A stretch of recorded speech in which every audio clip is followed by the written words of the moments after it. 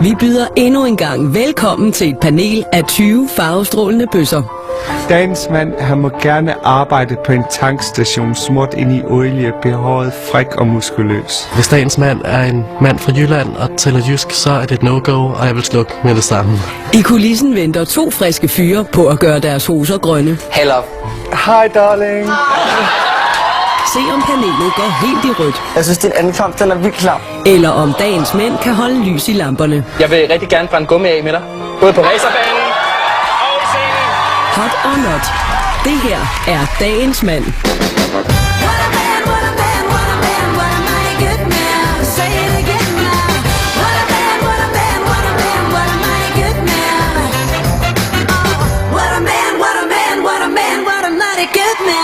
Mine damer og herrer, første mand på gulvet, Helle Venegård.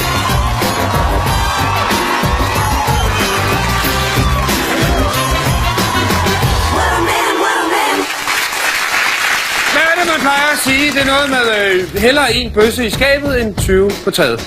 Eller hellere 20 bøsser i panelet, og en i midten, som så forhåbentlig sidder lige i skabet, så han kan tage en af drengene med fra panelet ud på date. Velkommen til dagens homoseksuelle mand.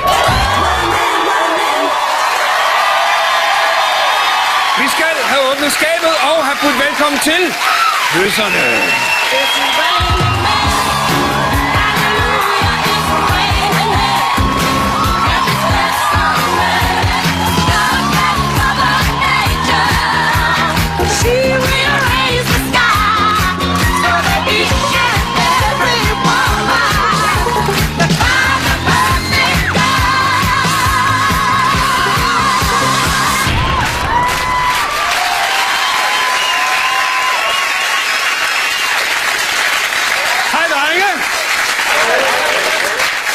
Klare lidt mand? Ja! Yeah. Det er godt, så skal I kigge over mod trappen. Dagens mand.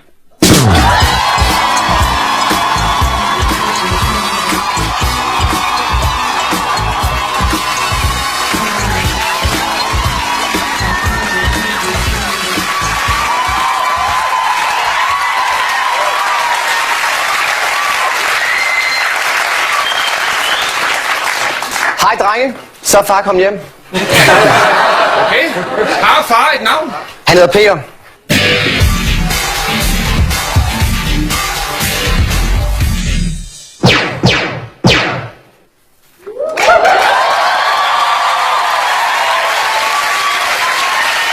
Velkommen til.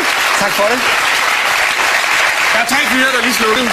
Ja, så Der er 17, der stadig er på. det er godt tak. Ja. Du har jo faktisk selv prøvet at stå i panelet. Det har jeg. Hvordan er det at stå her nu? Det er super fedt. Det er godt at se dem igen. Det er jo et panel af smukke fyre, så det er... Nikolaj! Ja. Jeg synes bare, han er pivfræk, altså. Er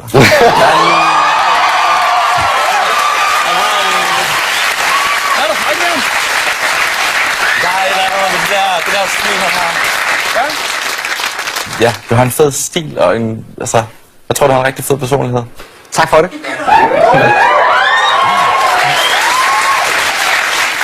Gustav? Ja, Peter, du har nok også regnet med det. Jeg synes, din ankomst, den er vildt klam. Hej så far hjemme. Den er vildt klam. Altså, jeg er ikke til ældre mand, altså jeg tøver. Kød på Du kunne gøre det bedre selv. Ja, simpelthen ikke den taletid endnu. Kan jeg til lukke røven? Tak. Men har han ikke bare selvtillid? Selvtid.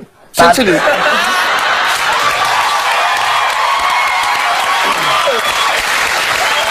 Jeg har musik, den rammer mig. Men jeg synes bare, han har bare ikke noget for mig, altså. Nej, tak. Mats? Ja. Skal vi ikke starte med anden rangs Sydney Lee Ja, derhen? prøv lige at slappe af der.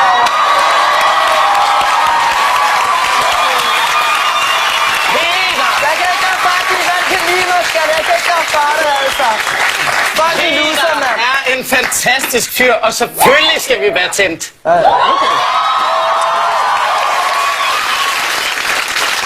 Kim Weil. Kender du Peter i forvejen? Nej, det gør jeg ikke. Nej, hvad synes du? For at være ærlig, jeg kom til at trykke knappen for sent.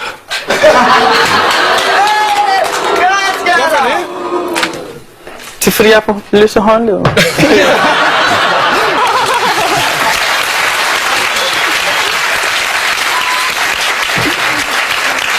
du slukket. Peter! Ja, Pelle. Det er jo ikke kun her i studiet, du kan sætte gang i en fest. Nej, desværre. Det gør du også i dit arbejde. Det gør jeg. Ja, og det synes jeg, at drengene de lige skal have en chance for at se, hvad det er for noget.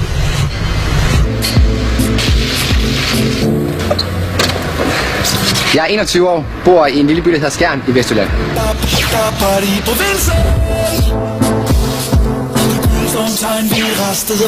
I min fritid, der arrangerer jeg fester med min søster. Vi arrangerer alle former for selskaber. Det er fra bardukker til konfirmationer og bryllupper. Sølvbryllup, siger du? Det gør vi igen efter ønske, men hvis det er, så står vi både for bordpynt, blomster, servering og mad. Min drøm, det er at være min egen chef, inden jeg er 25. Skål. Jeg har syet siden jeg var omkring 4, og det startede med kjoler og trøjer, og hvad jeg kunne finde på til min egen bamser, og så er det ellers bare udviklet sig derfra. Det her er min første seriøse kjole, jeg har syet. Det gjorde jeg i 10. klasse i forbindelse med et skoleprojekt. Siden da har jeg tegnet, syet og solgt flere af mine egne kjoler.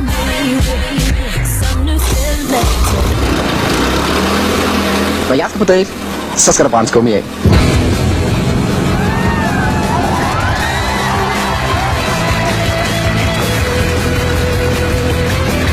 En god dag, det kan for eksempel være at starte med en gang go-kart, så har man lidt til fælles, så man har lidt at grine over resten af dagen.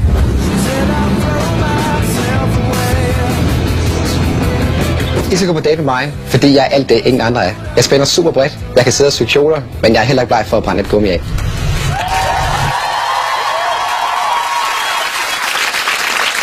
Honey! Altså, jeg ved slet ikke, hvor jeg skal begynde hen. Hold da op. Alene det har jeg aldrig hørt om den by, du kommer fra. Det er måske nok til at træde lidt tilbage. Altså, Skjern, hvad er Skjern? Eller Skjern? Skagen? What? Hvad hedder det? Skjern. Ja, det er flot. Ja, altså, det kan jeg slet ikke arbejde med. Og det, hver gang du åbner din mund, så kommer der en accent ud, jeg slet ikke sådan bryder mig om. Jeg føler mig bare på et helt andet niveau. Og jeg har faktisk glemt dit navn, men du er sikkert meget sød. Jeg vil bare ikke lære dig at kende. Undskyld. Nej, det skal altså være ordentligt bitch, så skal der bitch, ikke? Altså ikke det der one men sød skat, jeg prøver at følge med. Der er kun en af mig, okay? Det er mig, så shut up der. Så, Gustav! Undskyld. Ja. Jeg vidste ikke en selvbruner på tube på os åbent Ja, til stop møden. nu op, altså.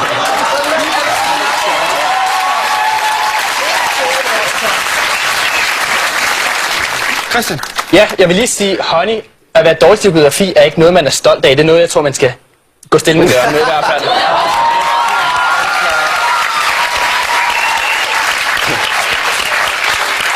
Og så vil jeg bare sige til Peter, jeg vil rigtig gerne brænde gummi af med dig. Både på racerbanen og i sengen.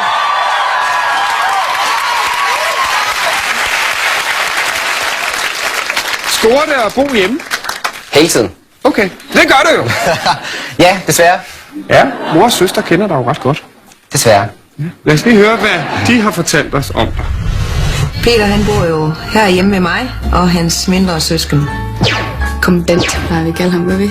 Han elsker at komme hjem og så dirigere os til, hvad vi nu må i huset, når han skal for eksempel have en date. Nu kan du også lige få det der ordentligt, og nu mangler vi lige det der, og tag nu lige og find den der bluse i stedet for, og så skal tingene være i orden, og mor skal helst bage en kage, og der skal være boller, og der skal også være friske blomster.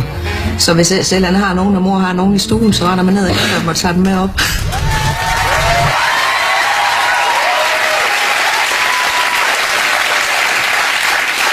Remi, du ser ud, som om du nærmest står og æver dig. Ja, det gør jeg også rigtig meget. Du var for hurtigt på aftræk. Ja, det var jeg faktisk. Jeg har også åbenbart også en løsholdning. Peter, tager du ham til noget? Jeg tager altid folk til noget. Tak.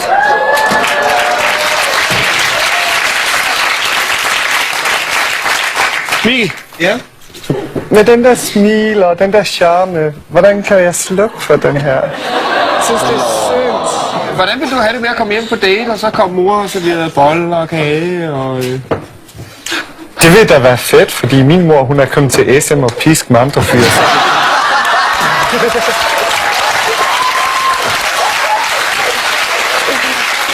Christian?